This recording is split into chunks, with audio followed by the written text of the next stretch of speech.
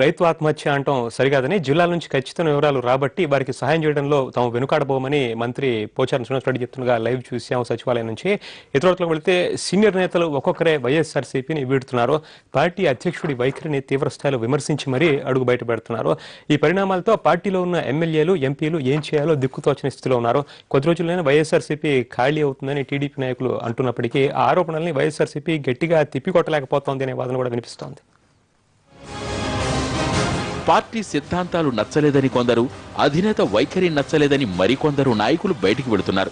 ఒకప్పుడు జగన్ గొప్పవాడని, వైఎస్ఆర్ ఆశయాలను ఆయన మాత్రమే కొనసాగించగల సమర్థుడని పొగడతలతో ముంచెత్తిన వారే ఇప్పుడు ఆయన ఎవరిని ఎదగనియడు, సీనియర్లంటే జగన్ కు భయమంటూ విమర్శిస్తున్నారు. మరి నేను అనుకోవడం మీకు పెద్దలు అనేవాళ్ళు మీ పక్కన ఉంటే మీకు ఏదో ఫోబియా ఉన్నట్టుంది, పెద్దలుంటే మీ కుర్చీ లాక్కుంటారు అనే భయం అని ఎక్కడ చూసినా ఏ జిల్లాలో చూసినా పెద్దల్ని మీరు అగౌరవపరచడం, వారికి విలువకపోవడం, ఇవన్నీ కూడా చాలా పేపర్లో చూసిన చాలా మంది పార్టీని వేయడం కూడా జరిగింది. వైసీపీకున్న 66 మంది ఎమ్మెల్యేల్లో 30 మంది తొలిసారిగా అసెంబ్లీకి అడుగుపెట్టిన వాళ్లే.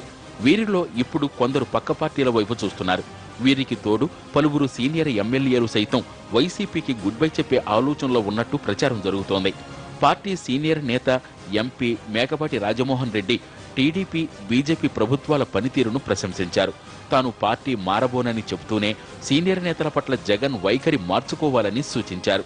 ఇట్లా పోకూడదు, డెమోక్రటిక్ వేలోనే ఉండాలి ఎవరు కూడా. I don't think mister Jaganmohan Reddy also will afford to do like that.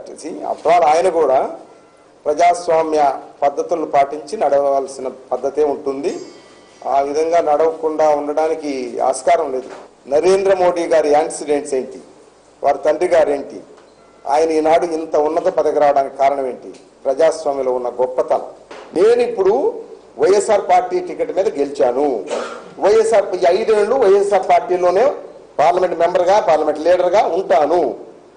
అంతేగాని బీజేపీలో చేరడం అనేది, ఇంకొక పార్టీలో చేరడం అనేది జరగదు. వైసీపీలో కొనసాగితే రాబోయే 4.5 ఏళ్లు కష్టాలు తప్పకపోగా మరింత మానసిక క్షోభ అవసరమా అనుకుంటున్నారట నేతలు. అంతేగాక అక్రమస్తుల కేసులో ఆరోపణలు ఎదుర్కొంటున్న జగన్ ఒకవేళ జైలుకు వెళితే తమ భవిష్యత్తు ఏంటోనని ఆందోళన చెందుతున్నట్టు చెప్తున్నారు. పక్కచూపులు చూస్తున్న నేతలను జగన్ పిలిచి చర్చిస్తే వలసలకు బ్రేక్ పడుతుందని పార్టీ అభిమానులు సూచిస్తున్నారు. అసంతృప్తిగా ఉన్న ఎమ్మెల్యేలను ఎంపీలతో చర్చించకుంటే వైసీపీ భారీ మూల్యం చెల్లించుకోక తప్పదని రాజకీయ విశ్లేషకులు అభిప్రాయపడుతున్నారు. మరి అలాంటి ప్రయత్నాలు ఎందుకు జరగటం లేదో అర్థం కాక వైఎస్కు అభిమానులైన నేతలు తలలు పట్టుకుంటున్నారు.